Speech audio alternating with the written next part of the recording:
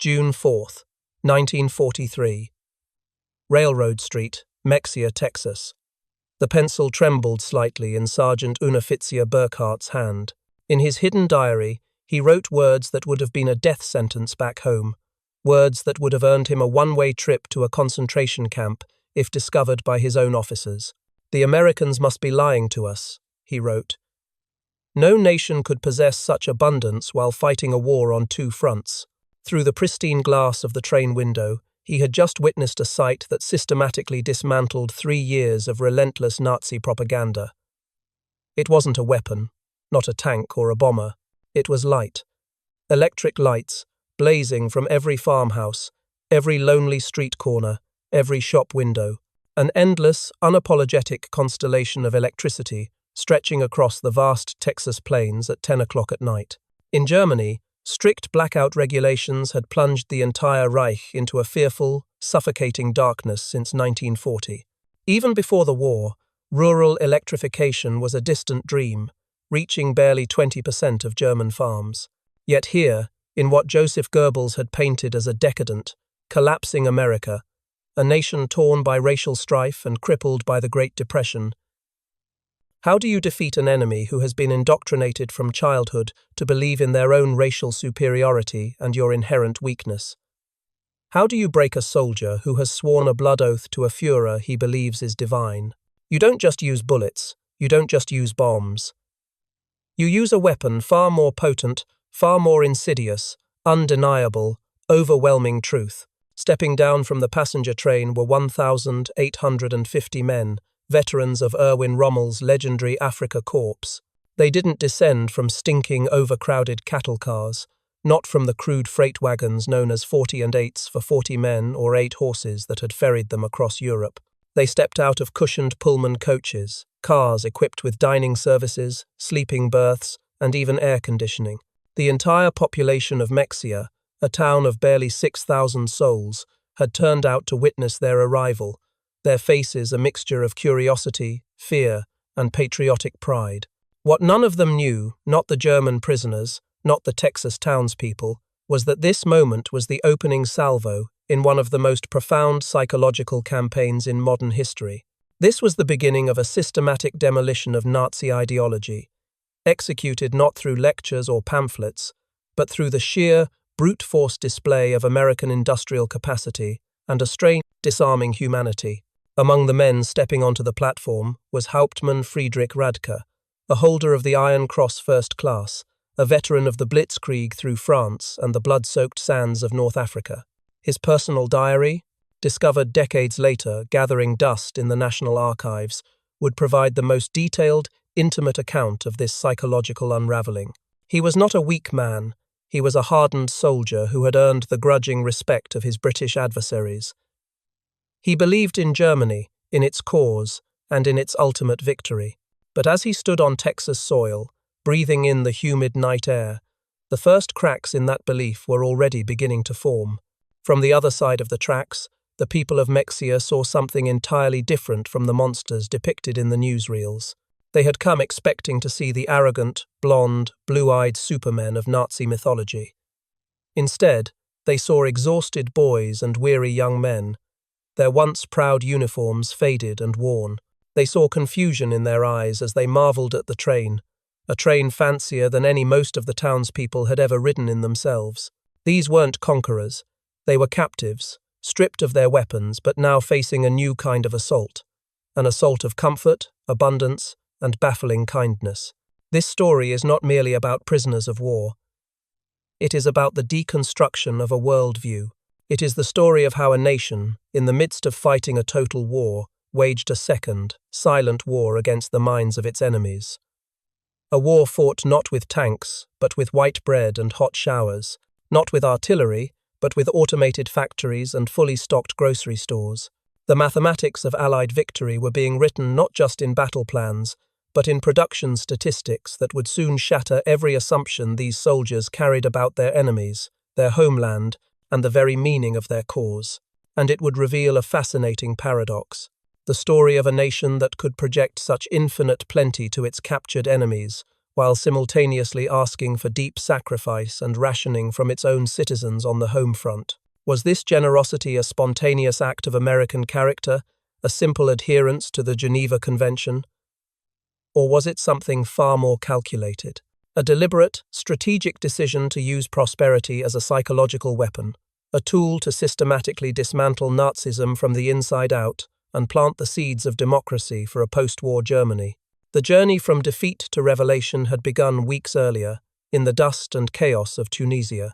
But the journey into the heart of the arsenal of democracy, into the very soul of the nation they had been taught to despise, had just begun.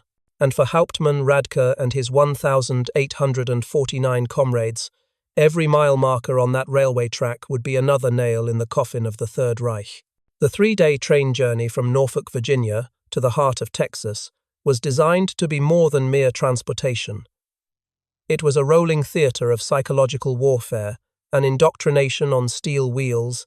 As the Pullman cars glided smoothly through the American landscape, the prisoners pressed their faces against the windows, their minds struggling to process a reality that defied every lie they had ever been told. The first assault came not from a single, massive factory, but from the relentless, glittering continuity of it all. Every small town they passed, Martinsville, Danville, Greensboro, blazed with an intensity that would have been the envy of a major German city. Illuminated shop windows, glowing electric signs, houses with lights burning in multiple rooms. A casual display of power that felt almost arrogant. But what the prisoners couldn't see, what remained invisible to them behind the pristine glass of their windows, was the other side of this awesome equation. The deep, quiet sacrifice of the American home front. While they saw parking lots filled with civilian automobiles, they didn't see the A stickers on the windshields, rationing gasoline to a mere 4 gallons a week. While they marveled at the endless parade of manufactured goods, they couldn't see the scrap metal drives, the Boy Scouts going door to door collecting pots and pans, the rubber rationing that made a new bicycle tire a precious commodity. This was the great American paradox, a nation capable of projecting an image of infinite, effortless abundance to its enemies, while its own citizens were mending worn-out clothes, growing victory gardens, and saving bacon grease for the war effort. The truth was far more terrifying than simple wealth. This was the output of a nation that was rationing, a nation that was holding back. As the train crossed into Tennessee, the true scale of the arsenal of democracy began to reveal itself.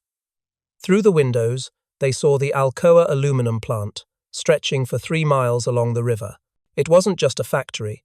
It was a roaring, man-made river of molten metal, a symphony of steel and fire. An electrical engineer from Siemens, Feldwebel Hinrich Müller, scribbled frantic calculations in his diary. The plant, he learned from a talkative American guard, consumed 175,000 kilowatts of power. Müller's pencil froze. That was more electricity than the entire city of Munich used in a day. One factory, in one state, outproducing the industrial heart of Bavaria. Near Louisville, Kentucky, the train slowed as it passed the Rubbertown complex. Here, 4 massive synthetic rubber plants had sprung from empty fields in just 18 months. For Oberleutnant Erich Hoffmann, a chemist who had worked for the industrial giant IG Farben, this was a professional nightmare. Germany had invented the process for synthetic rubber, a source of immense national pride. Yet, in its best year, the entire German nation had struggled to produce 120,000 tons. Hoffmann stared at the distillation columns and catalytic crackers, recognizing technology more advanced than anything he had ever worked with. He learned that this one complex, in this one city, was producing nearly 800,000 tons annually. He would later recall in a post-war interview, "They told us there were dozens more across the country. It was at that moment I knew, not just that we would lose, but that we had never stood a chance. We had brought slide rules to a thermonuclear war, but the psychological crescendo of the journey came as the train skirted the edges of Michigan. Visible for miles across the flat landscape was Ford's Willow Run plant. It wasn't a factory in the traditional sense. It was a self-contained industrial continent under a single roof.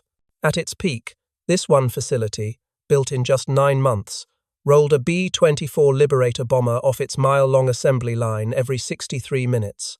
Hauptmann Verli, a Luftwaffe pilot who had been shot down over Tunisia, pressed his face against the window, his pilot's eye trying to comprehend the scale. He counted 17 B-24 seconds in various stages of completion, just from what he could see from the train. The propaganda had been clear. American planes were inferior, hastily built, and would fall apart in combat. But Verli could see the precision, the quality, the sheer industrial logic of it all. These were not inferior aircraft. They were simply being built with a speed and volume that belonged to science fiction. And all around these industrial titans was the evidence of a prosperous working class. The prisoners watched American railway workers perform in 30 minutes what would have taken 2 hours in Germany, using automated coal loaders and electric water pumps. But more disturbing was their casual wealth. They wore sturdy leather boots that would have cost a German labourer 2 months' wages. They drank Coca-Cola from glass bottles, tossing the empties into a bin without a second thought. They smoked cigarettes endlessly, stubbing them out half-finished. For the German soldiers, shaped by a culture of scarcity and conservation, the American attitude towards resources was the most alien concept of all. The waste, as one prisoner wrote, was magnificent. Lights were left burning in empty buildings. Electric fans ran in vacant rooms. At a stop, they watched a ship's crew dispose of more food waste in a single day than their entire company had received in weekly rations during the final months in Africa. Half-eaten steaks, whole loaves of bread, gallons of milk. They did this openly, not to mock the prisoners, but because to them, this waste meant nothing. Their supply was truly limitless. It was this realization that was more corrosive to their ideology than any battlefield defeat. Nazi doctrine was built on the concept of Lebensraum, or living space. The idea that Germany, a superior people, needed to conquer other nations to acquire the resources necessary for survival. It was a worldview forged in scarcity. But America presented a terrifying counter-argument. Here was a nation that had generated incomprehensible abundance not through conquest, but through innovation, cooperation, and freedom. They didn't need to conquer their neighbors for resources. They simply invented new ones or built bigger machines to extract them. As the train pushed deeper into the American heartland, crossing the Mississippi River while barges below carried more grain than the entire German harvest of 1,942, the entries in Hauptmann Radke's diary began to change. The defiant, nationalistic rhetoric faded. It was replaced by numbers, page after page of calculations, estimations of electrical output, steel tonnage, agricultural yields. He was no longer a soldier, trying to rationalize defeat. He was an auditor, documenting the bankruptcy of an entire ideology. The war, he was beginning to understand, had been lost long before the first shot was fired. It was lost in the steel mills of Ohio, the wheat fields of Kansas, and the humming power plants of the Tennessee Valley. The train journey was not yet over, but for these men, the war of ideas was already lost. They had seen the arsenal of prosperity, and it had declared total, unconditional victory over their minds. The train finally hissed to a stop in the Texas heat. For Hauptmann Radke and his men, the journey across America's industrial heartland had been a relentless assault on their perception of the enemy. But as they were marched into their new home, Camp Hearn, they were about to discover that America's most potent weapon wasn't its factories or its electrical grid. It was something far more subtle and, in the end, far more destructive to their cause. A calculated and overwhelming humanity. The camp itself was another shock. Built in just 4 months, it was a small city of wooden barracks, neatly laid out with a precision that spoke of the same organizational genius they had witnessed on the railways. But it was the details that began to truly unravel them. Inside the barracks, they found not straw-filled palliaces on a dirt floor, but actual beds with mattresses. There were electric lights, flush toilets, and hot showers. For men who had spent years in the sand-choked trenches of Africa and had grown up in the cold water flats of industrial Germany, these weren't prison conditions. They were luxuries that surpassed their civilian lives. Each building, they would later learn, was constructed with more lumber than an entire German village might possess for new construction. The systematic demolition of their worldview continued in the camp hospital. Oberstarzt, Lieutenant Colonel Dr. Friedrich Bauer, the former chief surgeon of the 164th Light Division, was a man of science, a professional who prided himself on German medical superiority. He expected a rudimentary aid station. Instead, he walked into a facility better equipped than most civilian hospitals in Germany. X-ray machines, modern surgical suites, and a pharmacy stocked with supplies that had been unavailable in the Reich since 1941. But then he saw it, a small vial of yellowish powder being reconstituted by an American medic. It was penicillin, this miracle drug, which German scientists had only heard whispers and rumors about, was being used here with casual frequency.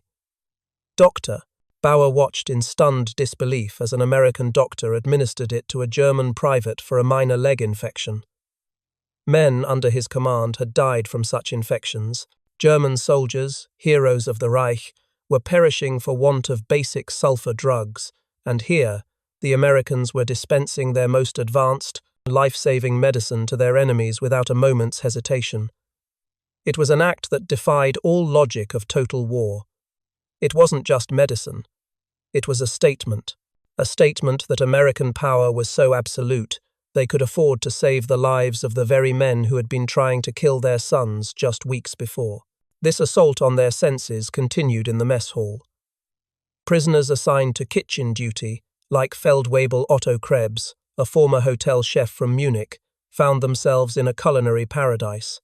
Walk-in refrigerators, industrial-grade electric mixers, automated dishwashers, and massive gas ranges. The daily ration was a fantasy: fresh milk, eggs, real butter, and quantities of meat that German civilians hadn't seen in years. But it was the regulated waste that finally broke him. American military regulations, in a bureaucratic stroke of genius, required that 10% more food be prepared than was needed to ensure every prisoner received their full, legally mandated ration. The surplus, by law, had to be discarded. One evening, Otto Krebs was ordered to throw away a crate of perfectly good, uneaten white bread. He would later write, "I wept as I threw it into the garbage. Not for myself, but for my wife and children in Munich. I was a prisoner, an enemy, and yet I was throwing away more food than my entire family would see in 3 months. It was a cruelty born not of malice, but of an abundance so vast it was obscene." It is here that the story takes a fascinating and complex turn. Was this humane treatment simply a byproduct of American prosperity and a strict adherence to the Geneva Convention? Was it the spontaneous kindness of a nation confident in its victory? The answer is far more complicated. Hidden beneath the surface of these seemingly benevolent acts was one of the war's most secret and ambitious psychological operations, run by a little-known branch of the Provost Marshal General's office called the Special Projects Division. This was the Second, Silent War. American military intelligence understood a profound truth. You couldn't just defeat the German army, you had to defeat the idea of Nazism, and you couldn't do that with bombs. You had to do it by demonstrating a superior, more compelling way of life. Every hot meal, every clean bed, every dose of penicillin was a carefully calibrated argument against the Nazi worldview. A 1,943 internal memo from the division's director stated the mission clearly. These prisoners are not to be coddled, but they are to be treated with a fairness and dignity that is in stark contrast to the ideology they have been taught. They are to witness the functioning of democracy, even from behind barbed wire. Our goal is not just to house them, but to denazify them, one prisoner at a time. This introduces a provocative layer of moral ambiguity. Was this kindness truly genuine, or was it a weapon? The answer is likely both. Many American camp guards and local townspeople acted out of simple, uncoerced decency. But for the war planners in Washington, this decency was a strategic asset, a tool to be wielded with precision. They were engaged in a long-term project, to re-educate a generation of German men who would one day be responsible for rebuilding their country. They weren't just winning the war, they were planning the peace. They gambled that a Germany rebuilt by men who had witnessed American democracy in action would be a Germany that would never again threaten the world. This humanity offensive was a high-stakes psychological game. By treating their enemies with a respect their own regime denied its citizens, the Americans were systematically undermining the core tenets of Nazism. Nazism taught that compassion was weakness. The Americans demonstrated it was a luxury of the strong. Nazism glorified racial purity and hatred of the other. The Americans, a nation of immigrants, showed them a functioning, powerful, pluralistic society. For Hauptmann Radke, Dr. Bauer, and Otto Krebs, the physical comfort of Camp Herne was merely the anesthetic. The real operation was about to begin, an operation that would cut deep into their souls, excising the cancer of Nazism not with a scalpel, but with the disarming, confounding, and ultimately irresistible power of human dignity. The assault on their bodies had ended in Tunisia. The battle for their minds had just begun. By the fall of 1943, America was facing a critical labor shortage. With millions of its young men fighting overseas, the nation's farms and factories were desperate for manpower. The solution was both pragmatic and, unintentionally, revolutionary: put the prisoners of war to work. This decision, born of necessity, would prove more effective at dismantling Nazism than any lecture or propaganda film. It took the German soldiers out from behind the barbed wire and thrust them into the daily life of the American heartland. And it was here, in the fields and small towns, that the seeds of doubt truly began to sprout. Imagine Gefricter Wilhelm Hoffmann, a farmer's son from Bavaria, being trucked to a farm outside Scottsbluff, Nebraska. He expected to be treated like a slave, worked to the bone under the watchful eye of armed guards. Instead, he found himself working alongside the farmer, a man named Henderson, who was too old for the draft. The guard sat in the shade of a large oak tree, reading a newspaper. The real shock wasn't the work, it was the machinery. Henderson's son, a boy of 16, was driving a John Deere tractor. Hoffmann, who was an expert in agricultural equipment, did a quick mental calculation. The tractor alone was worth more than his entire family farm in Germany, a farm that had been in his family for 200 years.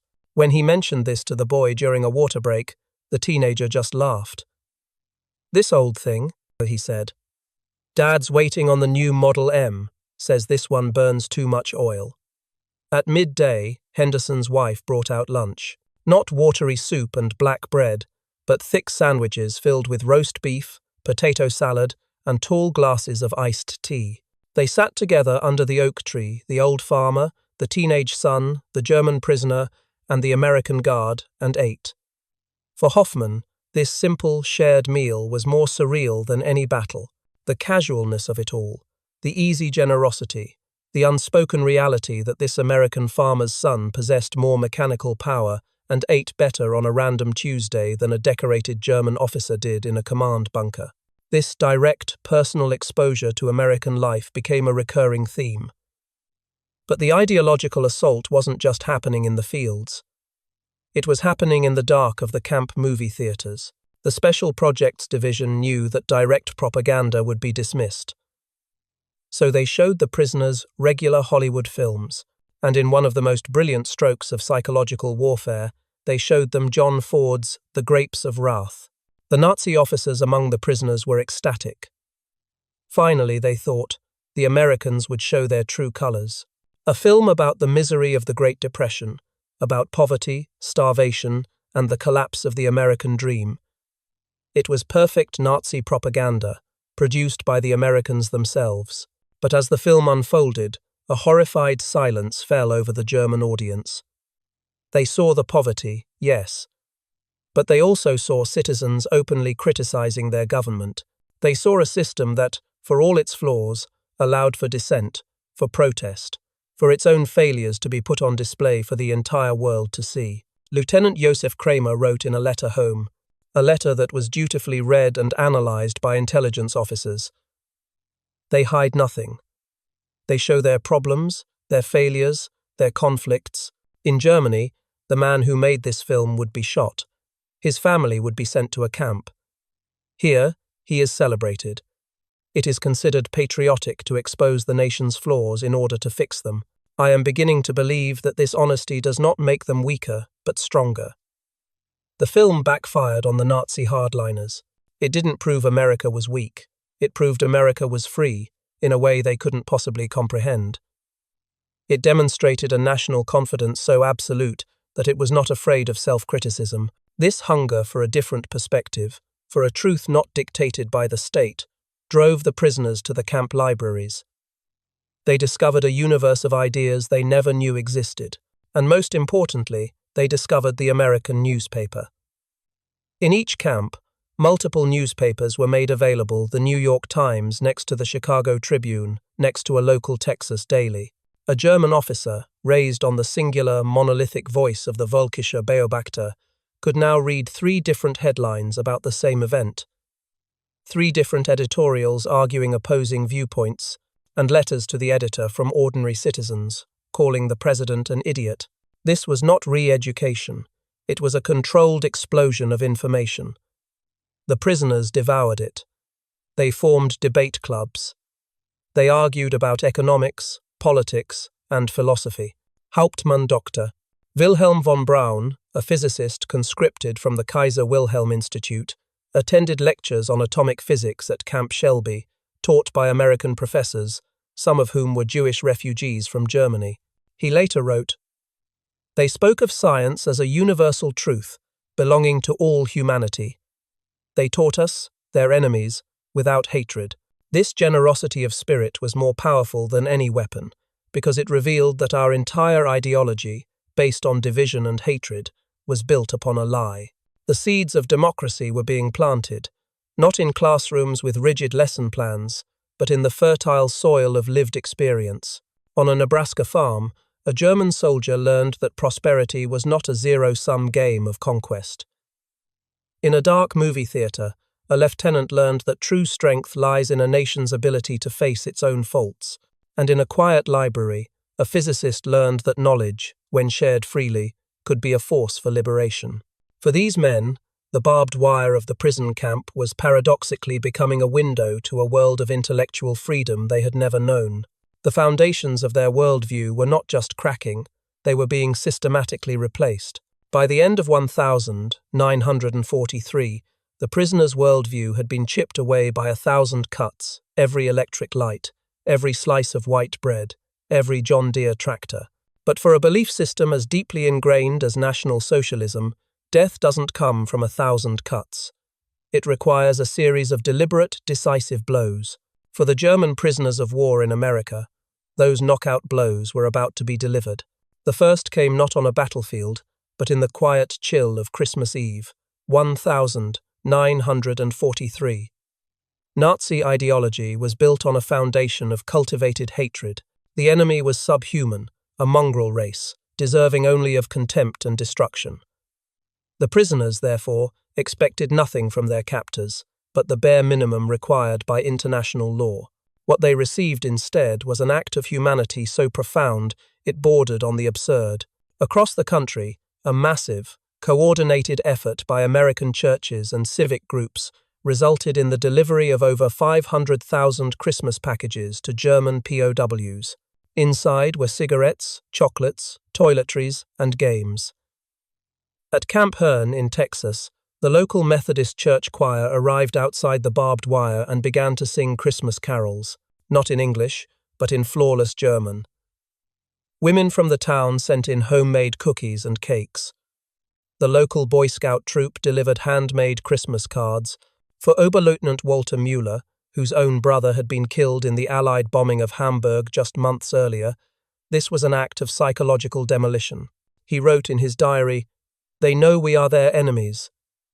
Many of these women have sons, husbands, and brothers fighting our armies at this very moment, yet they show us Christian charity. This is not propaganda. This is genuine kindness. What kind of people treat their mortal enemies this way? Only a people absolutely certain of their victory and completely secure in their moral and material power." Then came the Christmas feast itself. Turkey, ham, mashed potatoes with gravy, fresh vegetables, pies, even ice cream. It was a quantity and quality of food that Germany hadn't seen since before the First World War. The prisoners ate until they were physically ill, their starved bodies unable to process such richness. As they sat in the warmth of the mess hall, the final remnants of Nazi racial theory crumbled into dust. The weak, decadent Americans, the people they had been taught to despise, were treating them with more dignity than their own government ever had. The second blow landed 6 months later, on June 6, 1944. When the news of the D-Day landings in Normandy reached the camps, it was not met with defiant hope, but with a sense of grim, mathematical finality. The prisoners were gathered in the camp theatres to watch the newsreels, filmed just days before. They saw the footage, and their military minds understood the implications immediately. It wasn't the bravery of the soldiers that stunned them. They expected that. It was the sheer, terrifying industrial scale of it all. 6,000 ships, an armada that stretched from horizon to horizon, 11,000 aircraft controlling the skies. They watched the footage of the artificial Mulberry harbours being towed across the English Channel, creating instant ports on open beaches. They saw the endless streams of trucks, tanks, and supplies pouring onto the French coast. Hauptmann Friedrich Radke, the hardened veteran, wrote the shortest and perhaps most eloquent entry of his entire captivity that night. "It is over. Everything we saw on the train was not a display, it was a promise. They were professional soldiers. They could comprehend defeat. But this was something else. This was not defeat. It was annihilation by logistics. They had been told America was too soft, too disorganized, too individualistic to mount such an operation. They now saw that its industrial power, which they had witnessed in 1,000 factories, had been focused into a single, unstoppable spearhead. The fairy tale of American incompetence, the last comforting lie they had clung to, was obliterated by the overwhelming, grainy, black and white truth on the movie screen. The third and final blow was the most devastating of all. It was the one that destroyed not just their hope of victory or their faith in their leaders, but their very sense of honor as German soldiers. In April 1945, as Allied forces pushed deep into Germany, they began to liberate the concentration camps, and the footage was shown to the prisoners. At first, there was universal disbelief. "Propaganda!" they shouted at the screen. "Lies! The Americans have faked this. They had been soldiers. They had fought on the front lines. They knew nothing of this," they insisted. This was not the Germany they had fought for. But the evidence was relentless and undeniable. Newsreels showing mountains of skeletal corpses at Dachau. Photographs of the crematoria at Buchenwald. And then came the letters from their own families in Germany, letters that passed through the camp censors, confirming the horror in hushed, terrified whispers. The psychological impact was catastrophic. These were men who, despite the military defeat, had tried to cling to some shred of pride. They had fought bravely, honorably, for their homeland, but now they were confronted with the truth. The state they had served, the cause to which they had sacrificed everything, was not just defeated, it was pathologically evil. The foundation of their entire existence had been a monstrous crime. Hauptmann Radke's diary entry from that period is a testament to a broken soul. "We thought we were warriors fighting for a great cause. We have discovered we were merely the tools of gangsters, the guards of a slaughterhouse. We believed we were bringing a new order, a superior civilization, to the world. We found that we were the barbarians. The Americans, whom we called decadent and weak, have shown us through their actions, their strength, their strange kindness, and now this terrible, necessary truth what civilization actually means. There is no honor left. There is only shame. The war for their minds was over. The physical capitulation in Tunisia had been a simple surrender of arms. This was an unconditional surrender of the soul. They had arrived in America as soldiers of the Third Reich, believers in a lie. Now, in the final dying days of the war, they saw themselves for what they were, the deluded servants of a criminal regime. The world they had known was gone, and the world they were about to return to was a landscape of moral and physical ruin. Their transformation was complete. As the war in Europe ended in May 1945, the German prisoners of war faced repatriation with a bewildering mix of emotions. They were leaving a prison where they had been treated with dignity, eaten better than kings, and been given a profound, if painful, education. They were returning to a homeland that was now a landscape of moral and physical ruin, a nation crushed by the weight of its own crimes. The America they had seen vibrant, powerful, and incomprehensibly prosperous was a different planet from the ash heap of the Third Reich they were about to inherit, but they did not return empty-handed. In the final months of their captivity, American authorities, executing the final phase of the Special Projects Division's plan, provided vocational training, agricultural education, and political instruction. The prisoners were equipped with an intellectual toolkit for reconstruction. They carried back with them something far more precious than any souvenir: the knowledge of how a modern, democratic, industrial society actually functioned. They had seen the future, and it worked. Between 1945 and 1946, 371,683 German POWs were sent back across the Atlantic. They were unwitting agents of transformation. Men who had left Germany as cogs in a totalitarian war machine returned as individuals who understood the mechanics of freedom. They had seen industrial efficiency that wasn't reliant on slave labor. They had witnessed agricultural productivity that could feed the world. They had experienced a society that, for all its flaws, derived its strength from diversity and debate, not from purity and dogma, and their impact was profound. Many of these former prisoners rose to prominence in the reconstruction of West Germany.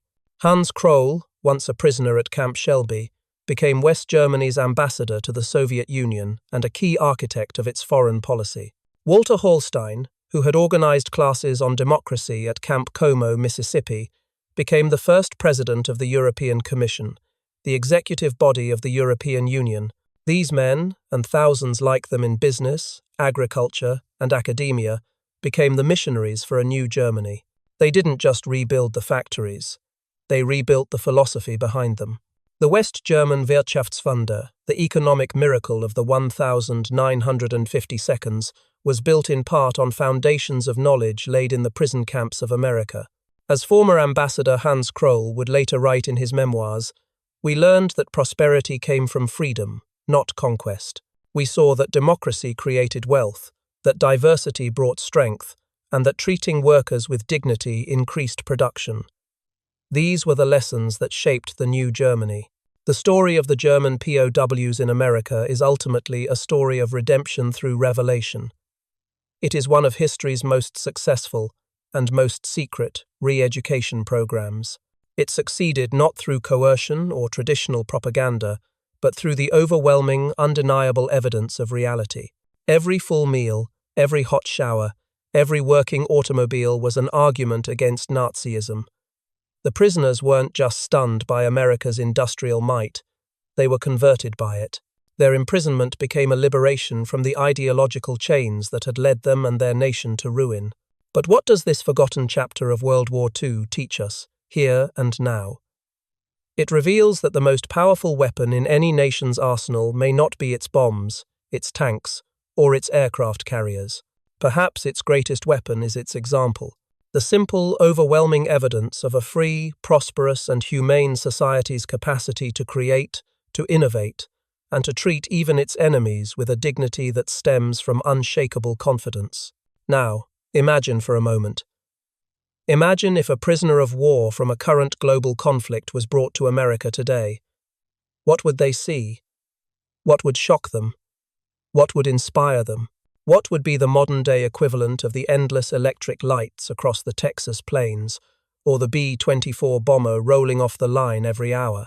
What is the undeniable, overwhelming truth about our society that they would witness? We truly want to know what you think. Share your thoughts in the comments below.